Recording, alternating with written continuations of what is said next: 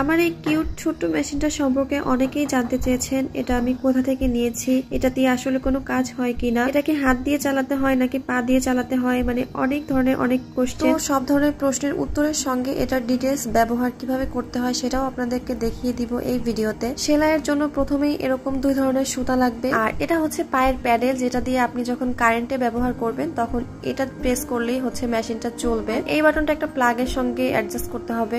যখন আপনি প্যাডেল দিয়ে মেশিনটা চালাবেন, কারেন্টে মেশিনটা চালাবেন, তখন শুধুমাত্র এই প্লাগটা দিতে হবে, আদারওয়াইজ দেওয়ার কোনো দরকার নাই। এখানে ব্যাটারি দিয়ে চালানোরও আরেকটি অপশন আছে, যেটার জন্য কোনো কারেন্ট প্রয়োজন হবে না। তারপর এখানে দেখতে পাচ্ছেন দুইটা অন অফ বাটন আছে।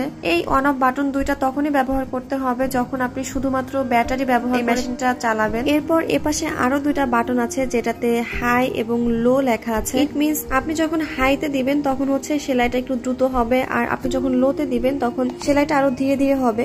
মোট কথা এই বাটনটা আপনার সেলাইয়ের স্পিডটা মেইনটেইন করে। এটা আপনি কারেন্টে চালান বা হাতে চালান, দুইভাবেই আপনি ব্যবহার করতে পারবেন। এই মেশিনটা অনেক বেশি ছোট, তাই সবকিছু একটা ছোট জায়গার মধ্যেই মানে সেট করেছে। ছোট হলেও একটা বাসার জন্য এটা অনেক বেশি হেল্পফুল। আমি কিন্তু সেলাইয়ের কোনো কাজই পারি না, এই মেশিনটা আমার খুবই শখ করে কেনা হয়েছে 2023 সালে দারাজ থেকে। আমি যতটুকু পারি মোটামুটি ইউটিউব দেখে দেখে শিখেছি। কথা বলতে বলতে দেখলেন আমি ববিন কেসটা সেট করে নিয়েছি। এটার এক্সাক্ট নাম ববিন কেস কিনা সেটা কেউ জানলে আমাকে অবশ্যই জানাবেন, মানে আমি কনফিউজ। কারো বাসায় মেশিন থাকলে তারা অবশ্যই এটা পারবেন, কারণ এটা আলাদা অন্যরকম তেমন কিছুই নেই। এখানে আমি এখন সুতাগুলো সেট করে নিচ্ছি। এখানে অনেকগুলো স্টেপে সুতা অ্যাড করতে হয়, এটা একটু খেয়াল করে করবেন যাতে সুতাটা ভালোভাবে উঠে। ভিডিওটা ভালো করে খেয়াল করলে বুঝতে পারবেন আমি এজন্য কোনো স্পিড বাড়িয়ে দেইনি, একদম নর্মালি যেটা ছিল সেভাবেই দেখাচ্ছি যাতে আপনাদের বুঝতে অনেক বেশি সুবিধা হয়। সুতাটা সেট করা হয়ে গেলে প্লাগটা অন করে দিবেন। শুয়ে গেঁথে নেওয়া সুতাটা জাস্ট টান দিয়ে ধরে পায়ের প্যাডেলটা চাপ দিবেন, দেখবেন নিচে সুতাটা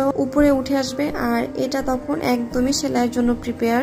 এরপর এখানে আরেকটু কাজ বাকি আছে। আমার ডান পাশে দেখতে পাচ্ছেন একটা গোল, যেটা দিয়ে আমি এরকম ঘোরাচ্ছি। এটা হচ্ছে আপনার সুইকে ওঠানো নামানোর কাজ করে। তারপর একটা কাপড় সেলাইয়ের পরে যখন সুতাটা কাটবেন তখনও কিন্তু এটা ঘুরিয়ে দিলে আপনার সুতাটা একটু বেশি বের হয়ে আসবে, তখন কাটতে অনেক সুবিধা হবে। চলেন এখন একটু আপনাদের কাপড় সেলাই করে দেখাই যে এটা আসলে কেমন সেলাই হয়।